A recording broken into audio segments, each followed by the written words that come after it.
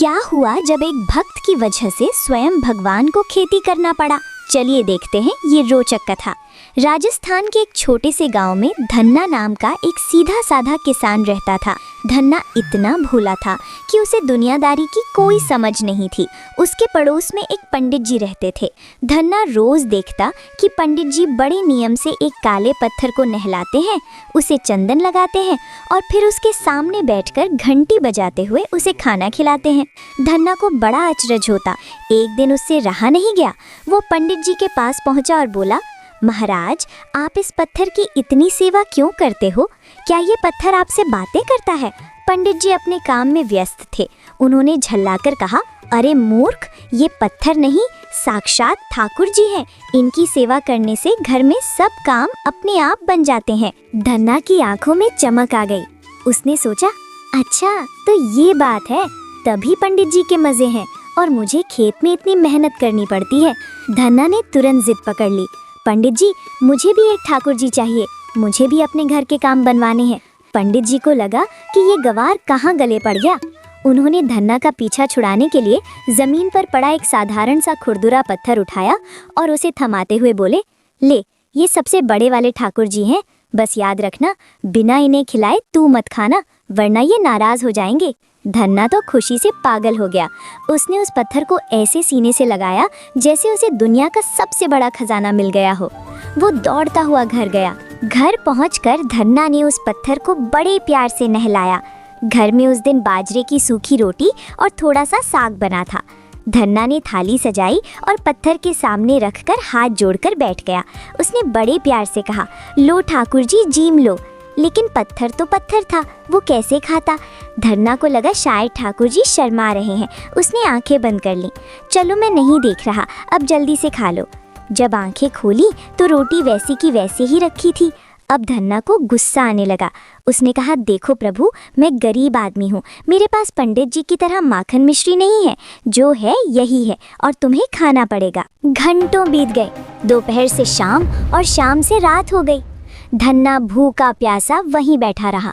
उसने कसम खा ली, जब तक तुम नहीं खाओगे मैं भी अन्न का एक दाना नहीं खाऊंगा। 2-3 दिन बीत गए। धन्ना की हालत खराब होने लगी। उसका शरीर सूखने लगा। कहते हैं ना, बच्चे की जिद और भक्त के हट के आगे तो भगवान भी हार मान लेते हैं। और फिर वही हुआ। अचानक उस पत्थर में से एक दिव्य प्रकाश निकला और स्वयं भगवान श्री कृष्ण एक नटखट ग्वाले के रूप में प्रकट हो गए। उन्होंने मुस्कुराते हुए धन्ना की सूखी रोटियां उठाईं और ऐसे मजे ले लेकर खाईं जैसे 56 भोग खा रहे हों। धन्ना खिलखिलाकर हंस पड़ा, अरे इतनी भूख लगी थी तो पहले क्यों नहीं खाया? मुझे बेकार में भूखा रखा। उस दिन के बाद से ये नियम बन गया। धन्ना रोज ठाकुर जी को खिलाता और भगवान रोज आते। समय बीतता गया। गांव में बुआई का मौसम आ गया। सभी किसान अपने बैलों को सजाकर हल लेकर खेतों की ओर निकल पड़े। लेकिन हमारे धन्ना भगत तो अपनी मस्ती में मगन थे।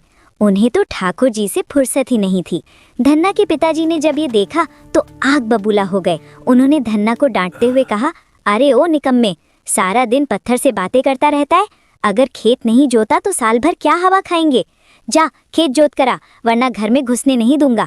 धन्ना बेचारा क्या करता, उठा और अपने मरियल से बैलों को लेकर खेत की तरफ चल दिया। खेत पर पहुंचकर धन्ना का दिल बैठ गया। जमीन पत्थर जैसी सख्त थी और उसके बैल इतने कमजोर थे कि उनसे चला भी नहीं जा रहा था। धन्ना ने हल चलाने की कोशिश की, लेकिन बैल एक कदम आगे न बढ़ा पाए। गांव वाले वहां से गुजरते और मजाक उड़ाते, क्यों भगत जी, पूजा पाठ से खेत नहीं जुतते, इसके लिए तो बाजुओं में दम चाहिए। धन्ना की आंखों में आंसू आ गए। वो खेत की मेड़ पर बैठ गया और अपने सखा को याद किया, ठाकुर जी, रोटी खाने तो रोज आ जाते हो, आज जब इज्जत का सवाल है तो मुंह फेर लिया। ये खेत अकेले मुझसे नहीं जुतेगा, अब तुम ही जानो। तभी वहाँ एक चमत्कार हुआ। दूर से एक हट्टा कट्टा नौजवान किसान सिर पर पगड़ी बांधे मस्ती में लाठी घुमाता हुआ आया। उसने धन्ना के कंधे पर हाथ रखा और भारी आवाज में बोला, काका, बड़े परेशान लग रहे हो, लाओ मैं तुम्हारी मदद कर देता हूँ। धन्ना ने सोचा कोई भला मानुस होगा। उस नौजवान ने जैसे ही हल को हाथ लगाया और उन मरियल बैलों को थपकी दी, न जाने उन बैलों में कहां से हाथी जैसी ताकत आ गई। जो बैल हिल नहीं पा रहे थे वो अब खेत में ऐसे दौड़ने लगे जैसे हवा से बातें कर रहे हों। देखते ही देखते जो काम हफ्तों में होता, उस नौजवान ने कुछ ही घंटों में पूरा खेत जोत डाला। धन्ना बस मुंह खोले देखता रह गया। खेत तो जुत गया, लेकिन अब समस्या बीज की थी। धन्ना के पास बीज खरीदने के पैसे नहीं थे। उस नौजवान भगवान ने मजाक में कहा, काका खेत खाली थोड़े ही छोड़ेंगे, कुछ तो बोना पड़ेगा। धन्ना को कुछ नहीं सूझा तो उसने खेत में उगी हुई खरपतवार और कुछ बेकार पड़े कड़वे तुम्बे के बीज खेत में बिखेर दिए। ये देखकर गांव वाले हंस हंस कर लोटपोट हो गए।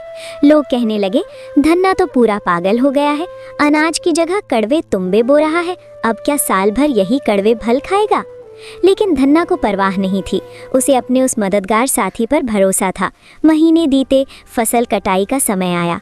पूरे गांव में सुनहरे गेहूं और बाजरे की फसल लहलहा रही थी, लेकिन धन्ना के खेत में सिर्फ बेलें फैली थीं और उन पर लगे थे मोटे मोटे कड़वे तुम्बे। गांव का जमींदार लगान वसूलने आया। उसने धन्ना के खेत को देखकर माथा पीट लिया। धन्ना, तूने ये क्या किया?